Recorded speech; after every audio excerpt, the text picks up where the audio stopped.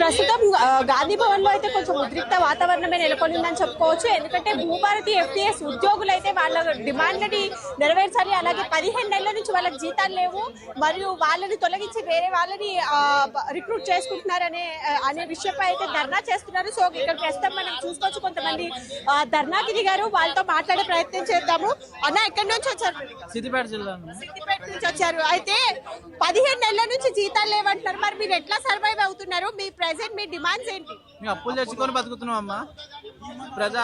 8 సంవత్సరాల నుంచి భూభారతి ఆపరేటర్లుగా పనిచేస్తున్నాము. పాత గవర్నమెంట్ లో కానీ ఈ గవర్నమెంట్ లో కానీ ప్రభుత్వం ఏ ఇచ్చినా చేస్తూనే ఉన్నాము. ఇప్పుడు కూడా ప్రజా ప్రభుత్వం వచ్చిన తర్వాత మాకు న్యాయం జరిగిద్ది అనుకున్నాము. అదే విధంగా మాకు న్యాయం జరిగింది. పోయిన దసరాకి మమ్మల్ని కాంట్రాక్ట్ ఉద్యోగస్తులుగా సీసీఎల్ఏ నుంచి టీజీటీఎస్ కి హ్యాండ్ ఓవర్ చేశారు 636 మందిని. కానీ ఇంకా దసరా రాకముందే పోయిన సంవత్సరం ఇచ్చిన దసరా కానుకొని ఈ దసరాకి గుంజుకున్నారమ్మా. గుంజుకొని మమ్మల్ని అందరూ రోడ్డు మీద పడేశారు. మాకు ఎటువంటి ఉద్యోగ భద్రత లేదు. మమ్మల్ని అదే విధంగా రెవెన్యూలో కంటిన్యూ చేయాలని కోరడం జరుగుతుంది. ప్రజా ప్రభుత్వం చేస్తుందని మాకు నమ్మకం కూడా ఉంది. మేము అందుకని ఇంత దూరం వచ్చున్నాం.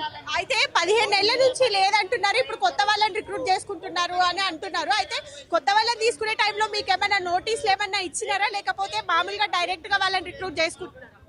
అంటే కొత్త వాళ్ళని అంటే కొత్త డిపార్ట్మెంట్కి తీసుకోవట్లేదు. ఆల్రెడీ ప్రతి మండల ఆఫీసుల్లో జిల్లా కార్యాలయాల్లో జూనియర్ అసిస్టెంట్లు గ్రూప్ 4 క్యాడర్ వాళ్ళు ఉన్నారు. మేము చేసే సర్వీస్లో వాళ్ళని పెట్టి మమ్మల్ని తీసేద్దామనే ఒక జియో కాపీని పెట్టి వాళ్ళకి ట్రైనింగ్ ఇవ్వడం జరుగుతుంది. వాళ్ళకి 2 రోజులు 3 రోజులు ట్రైనింగ్ ఇచ్చి ఆ సర్వీస్ వాళ్ళతో చేపిద్దామని మా కలెక్టరేట్ నుంచి ప్లస్ పేపర్ స్టేట్మెంట్లు నిన్న నుంచి కూడా పేపర్ స్టేట్మెంట్లు అన్నీ వస్తున్నాయి. అందుకు మేము వచ్చి మమ్మల్ని ఎందుకు తీసేస్తారు, మేము 9 సంవత్సరాల నుంచి మేము కష్టపడుతూ పనిచేస్తున్నాం, మేము ఏం తప్పు చేశామని మేము అడగడానికి వచ్చినాం. మీ జీతాలు మామూలుగా నెల జీతం మీకు ఎంత ఉంటుంది? అండ్ మీరు మోర్ ఓవర్ 15 నెలల నుంచి మీకు జీతాలు లేకుండా మీరు అప్పులు చేసుకొని బతుకుతున్నాము అని చెప్తున్నారు. కానీ ఇన్ని నెలల నుంచి ఇంత డీలే చేస్తుంటే మీరు ఎందుకు ఈ రోజు రావాల్సి వచ్చింది? ఈ రోజు గత ప్రభుత్వంలో మాకు చాలా జీతాలతో ఉండేవాళ్ళం అమ్మా. ప్రజా ప్రభుత్వం వచ్చిన తర్వాత మా జీతాన్ని హైక్ చేసింది, పెంచింది కూడా. అలానే మాకు జీతం కూడా ఇస్తుందని మేము అనుకున్నాము.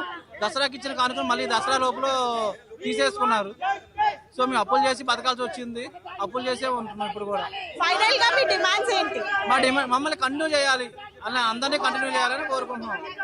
సో చూస్తున్నాం కదా, అంటే ఇక్కడ చాలా మంది 15 నెలల నుంచి కూడా జీతాలు లేకుండా ఉన్నారు. అండ్ మోర్ ఓవర్ ట్రైనింగ్ కూడా ఇచ్చేసి కొత్త వాళ్ళని కూడా తీసుకుంటున్నారు అని చెప్తూ వాళ్ళు ధర్నా అయితే చేస్తున్నారు. మనం ఇక్కడ విజువల్స్ లో కూడా చూసుకోవచ్చు. చాలా మంది ఉద్యోగులు రోడ్డు పైకి వచ్చేసాము, చాలా జీతాలు లేకుండా అప్పులు చేస్తూ కూడా బతుకుతూ ఉన్నాము, గడుపుతున్నాము మేము, కానీ మమ్మల్ని కొనసాగించాలి అంటూ కూడా నినాదాలు చేస్తున్నారు.